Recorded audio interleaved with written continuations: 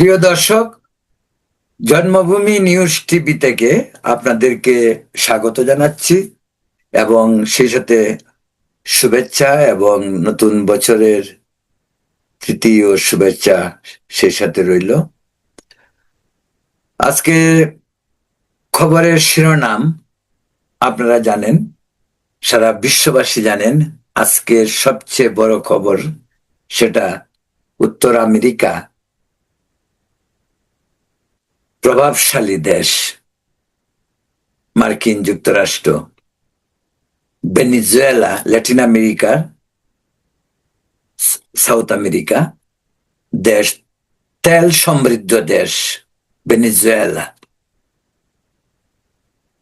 তে আমেরিকান আক্রমণের পরে ভেনিজুয়েলার যে শাসক নিকোলাস মাদারো এবং তার স্ত্রীকে আমেরিকা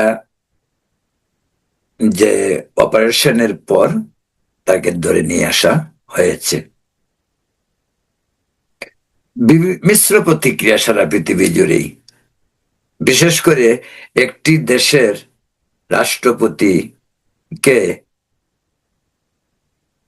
সস্ত্রীক বিশেষ অপারেশনে নিয়ে আসা, খুদ আমেরিকাতেই তার প্রতিবাদ হচ্ছে। আপনারা জানেন যে আমেরিকা বাক স্বাধীনতা কে মূল্য দেয়, মানুষের ব্যক্তি স্বাধীনতা, মানুষের চিন্তা চেতনার ভিন্নতাকে প্রাধান্য দেয়, যে কারণে সারা বিশ্বের মতো মার্কিন মূল্যকেও বিষয়টি নিয়ে প্রতিবাদ হচ্ছে, ভিন্ন মত পোষণ করছে রাজনৈতিক নেতারাও। স্বাভাবিকভাবে সেটা হইতেই পারে এবং আমেরিকা সেই ভিন্ন মতকে সম্মান প্রদর্শন করে। তো ঘটনাটি আবার অন্যরকম ভাবে যদি বলা হয়, বিশ্ব রাজনীতির প্রেক্ষাপট আপনাকে যদি ভাবতে হয় তাহলে এমন ভাবে ভাবতে হবে, আমেরিকা যদি কারো বন্ধু হয় তার শত্রুর প্রয়োজন নেই, আর আমেরিকা যদি শত্রু হয় বন্ধুর প্রয়োজন নেই। এটাই আমেরিকার পলিসি, অন্তত আধুনিক বিশ্বে। বিশেষ করে গত 50 বছরের ইতিহাস যদি আমরা লক্ষ্য করি তাহলে দেখব যে আমেরিকা যে দাপট সারা দুনিয়ায়, শক্তি এবং অর্থের শক্তি সব মিলিয়ে আমেরিকা আজ বিশ্ব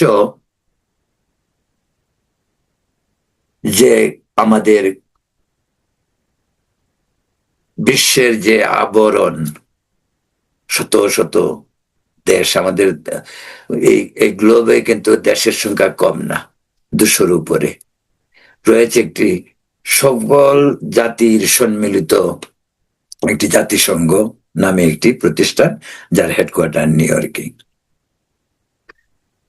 যদিও এই জাতিসংঘ খুব বেশি কার্যকর কোনো ইস্যুতে বলা যাবে না। আসলে এই জাতিসংঘ কি করে তাও অনেকে জানে না, এবং এই জাতিসংঘ কেন তাও অনেকে এক্সপ্লেন করতে পারে না ঠিক মতো। এই জাতিসংঘের আদৌ প্রয়োজন আছে এটা নিয়ে অনেকের প্রশ্ন আছে, আমার নিজেরও প্রশ্ন আছে। আমি খুব কাছে থেকে জাতিসংঘকে দেখি, যে শহরে জাতিসংঘ সেই শহরে আমার বসবাস, তাই জাতিসংঘকে খুব কাছ থেকে দেখার সুযোগটা আমরা যারা নিউ ইয়র্কে বসে সাংবাদিকতা করি আমাদের রয়েছে। তো প্রিয় দর্শক, যেটা বলছিলাম যে আজকে এই যে ভেনিজুয়েলার সঙ্গে কিন্তু অনেক বছরের একটি, কি বলবো, আমেরিকার সাথে ভেনেজুয়েলার, যেমন কিউবা, ভেনেজুয়েলা কিউবার মতো না হলেও ভেনেজুয়েলার সাথে আমেরিকার একটি দ্বন্দ্ব কিন্তু অনেক বছরের, শতাধিক, 50 বছর এরকম। এর আগেও যে ভেনেজুয়েলার যিনি রাষ্ট্রপতি ছিলেন, খুব শক্তিশালী লোক ছিলেন, সেই প্রেসিডেন্ট হুগো শাভেজ, তার সাথেও কিন্তু আমেরিকার অনেক দ্বন্দ্ব সংঘাত ছিল। সে কখনোই আমেরিকাকে খুব বেশি কেয়ার করতো তা নয়, যে কারণে তার ধারাবাহিকতা উনি উনি উনি উনি অকাল অকালেই তিনি জ্বরে যান, মারা যান। তারপরেই কিন্তু তার স্থলাভিষিক্ত হলেন এই মাদুরি মাদুরো, নিকোলাস মাদুরো। আপনারা দেখছেন, তার ছবিও হয়তো দেখছেন, খুব লম্বা বড়সড় একজন মানুষ। একসময় তিনি বাস ড্রাইভার ছিলেন ভেনেজুয়েলার। সেই বাস ড্রাইভার থেকে রাষ্ট্রপতি হলেন তিনি। তো যেভাবে তাকে গতকাল রাতে বিশেষ অপারেশন করে, যে অপারেশনটি করেছে আমেরিকান যে ইসে আপনার ওই যে সেনাবাহিনী, সেই আমেরিকান সেনাবাহিনীর ডেল্টা ফোর্স সেই অপারেশন করে মাদুরোকে তার সুরক্ষিত যে প্যালেস, যেখানে তিনি বসবাস করতেন, তাই সেখান থেকে তাকে ধরে নিয়ে আসা হয়েছে, তার স্ত্রী সহ। অপারেশনটি অত্যন্ত সতর্কভাবে করা হয়েছে। প্ল্যানটা যে এক সপ্তাহের তা না, প্ল্যান এই ধরনের একটা প্ল্যান কিন্তু তারা করতেছিল গত 3-4 মাস আগে থেকেই। এবং কিভাবে করা হবে সেই অবকাঠামো কৃত্রিম তৈরি করে, সেখানে ট্রেন করে, সে তারপরে ফাইনাল অপারেশনে গিয়ে আমেরিকা যে যে ডেল্টা ফোর্স তারা সফল হলো। এর আগে কিন্তু তারা অনেকগুলি প্রক্সি সেও করেছে আমেরিকাতেই, করে শেষ পর্যন্ত ফাইনাল যে নাটক সেটা হলো গিয়ে কারাকাসে। কারাকাস হলো ভেনেজুয়েলার রাজধানী। কেন ভেনেজুয়েলার প্রতি খুব আমেরিকার?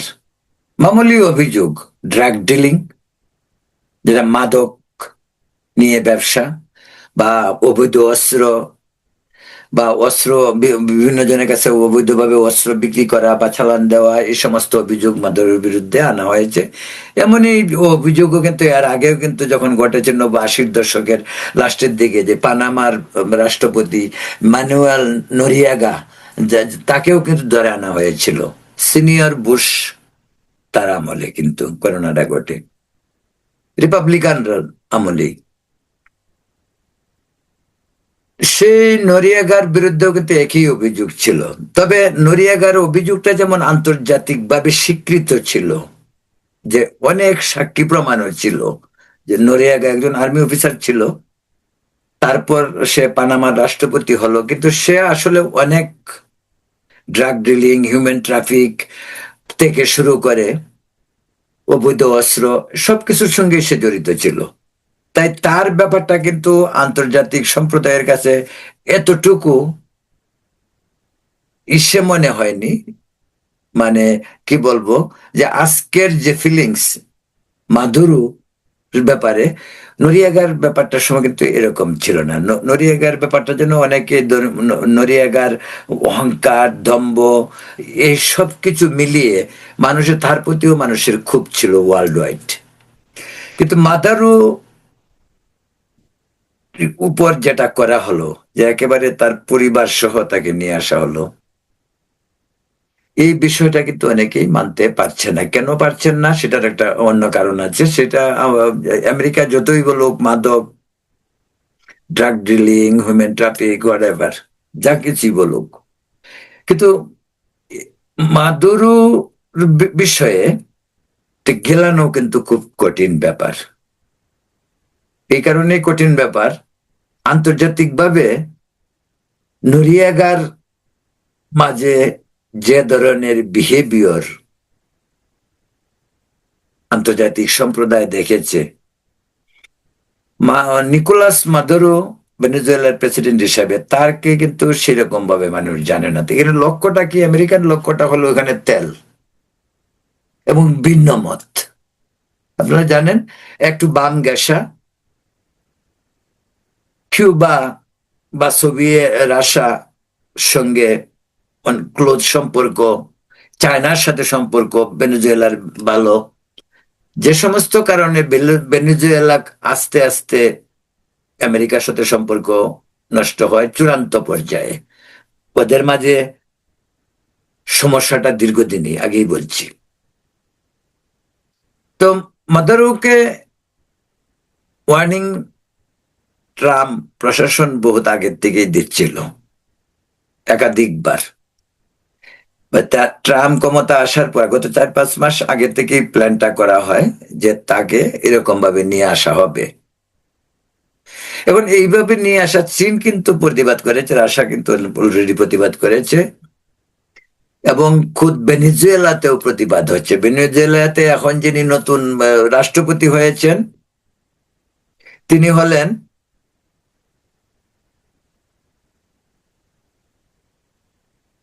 নতুন যে রাষ্ট্রপতি হলেন তিনি তিনি তিনি হলেন ভেনেজুয়েলার মাদুরোরই উত্তরসূরি। মাদুরোর উত্তরসূরি ভেনেজুয়েলার দেলসি রড্রিগাস। তিনি ছিলেন সহকারী।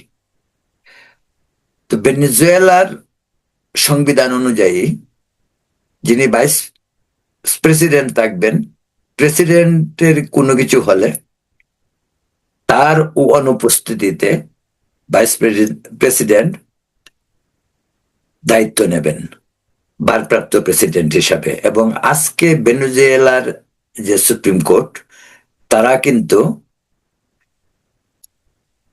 সেই ভাইস প্রেসিডেন্ট দেলসি রড্রিগাসকে ভারপ্রাপ্ত প্রেসিডেন্ট হিসাবে নিয়োগ দিয়েছেন। সবচেয়ে অন্য বিষয়টা হলো যেটা, যে ঘটনাগুলি ঘটে তার চেয়ে ব্যতিক্রম এইটাই, ভেনেজুয়েলাতে কিন্তু রড্রিগাস তিনি একজন মহিলা, তিনি কিন্তু মাদুরোর সেকেন্ড পার্সন ছিলেন, তার পরের পোস্টটা দিয়ে আর কি। এবং তিনি দায়িত্ব নিয়ে তিনি কিন্তু এই আমেরিকান যে হামলা তার প্রতিবাদ করেছেন, এবং এই প্রতিবাদ হচ্ছে সর্বত্র। এখন পর্যন্ত তিনি নিজেও তাকে, মাদুরো এবং তার ওয়াইফের নিরাপত্তা নিয়ে তারা উদ্বেগ প্রকাশ করেছে। বাই দ্য ওয়ে, এদিকে জাতিসংঘও কিন্তু উদ্বেগ প্রকাশ করেছে। রাশিয়া এবং চায়নার পাশাপাশি ল্যাটিন আমেরিকার অনেকগুলি দেশ আগামী সোমবার কলম্বিয়া, ল্যাটিন আমেরিকার আরেকটি দেশ যেটি ভেনেজুয়েলার নেইবার প্রতিবেশী, তারা জাতিসংঘে একটি অধিবেশন ডেকেছেন। সেখানে হয়তো চায়না এবং রাশিয়া একটা মুখ্য ভূমিকা পালন করবে। তো ভেনেজুয়েলার অবস্থা কিন্তু এখন পর্যন্ত যেটা যে ভেনেজুয়েলাতে দেখা যাচ্ছে, সাপোর্টার হিসাবে বা দেশটি কিন্তু এখনো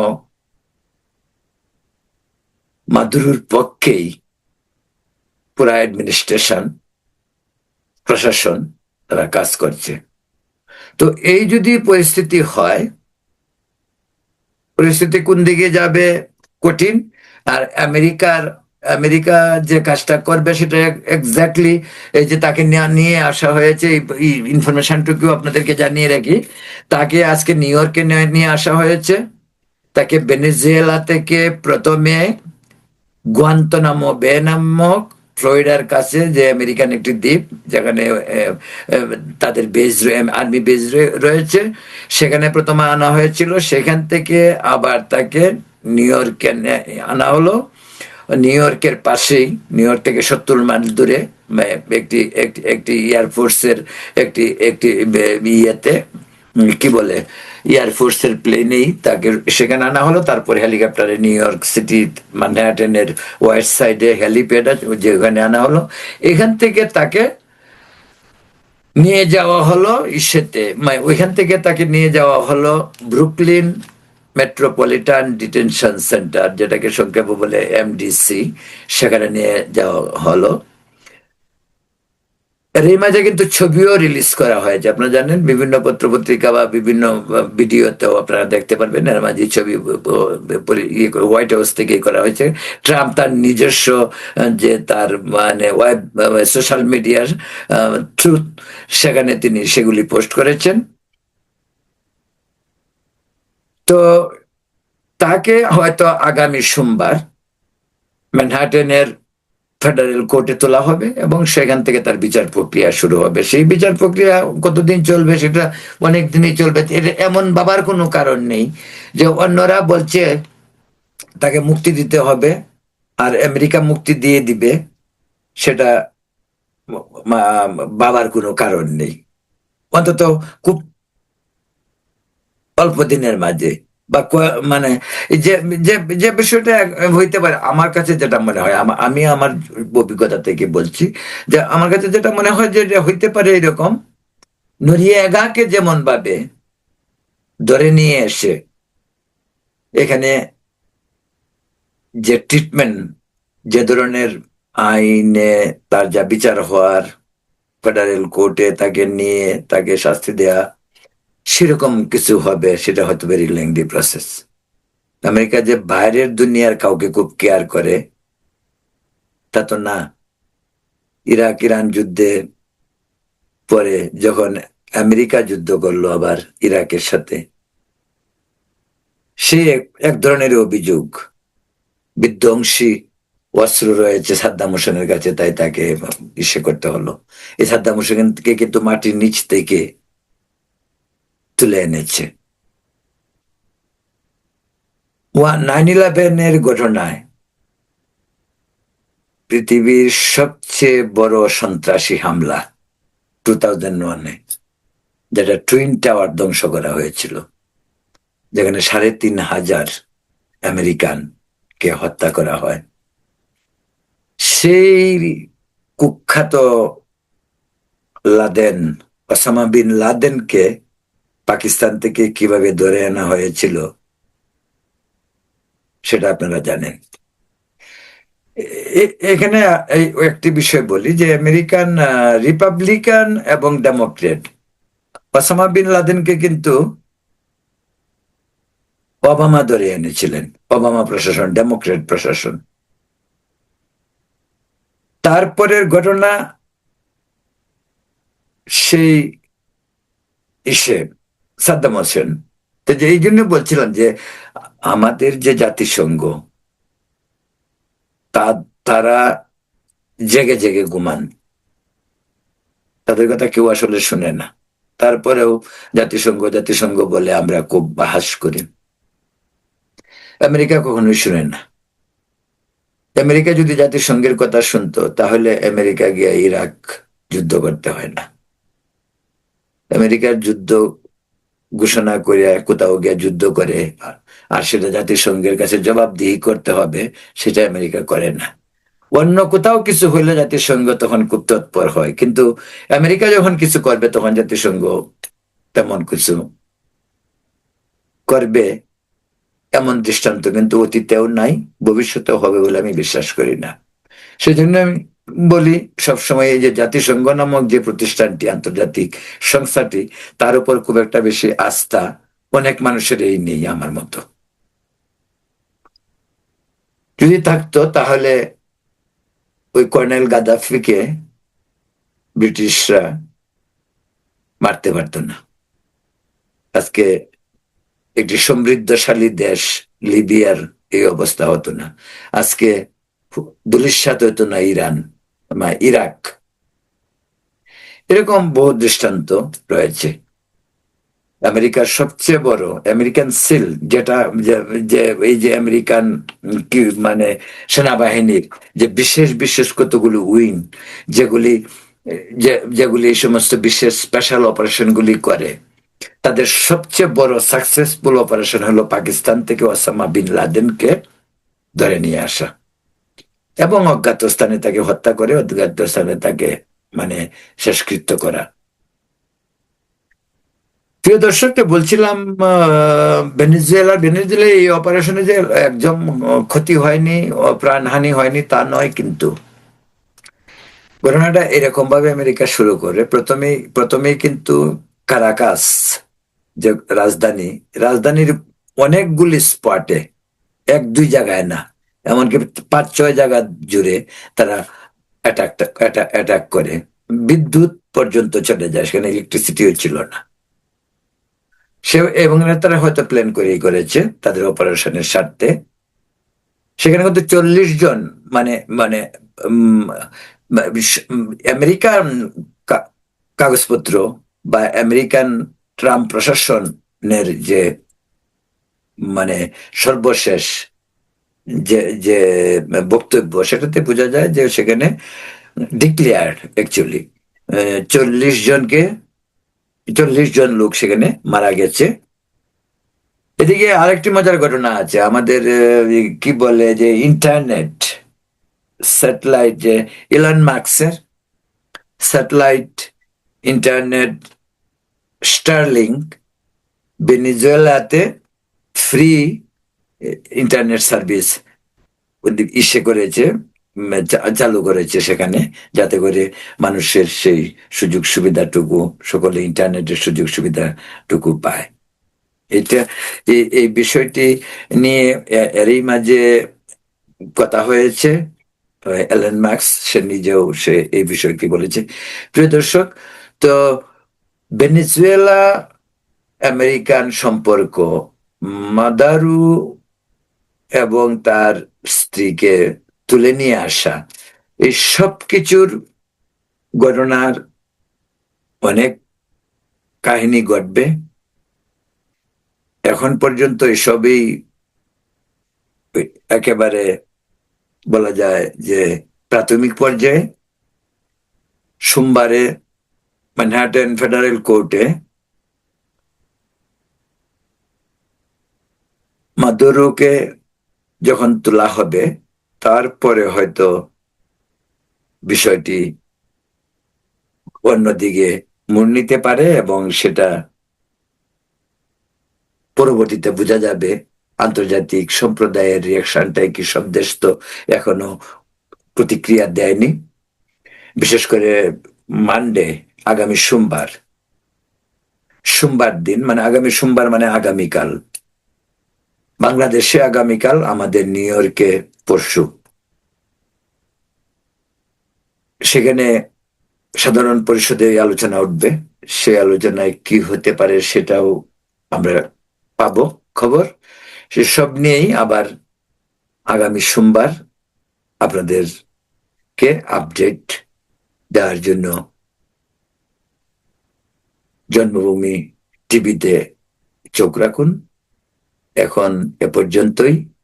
ভালো থাকুন, সুস্থ থাকুন এবং নিরাপদ থাকুন। ধন্যবাদ।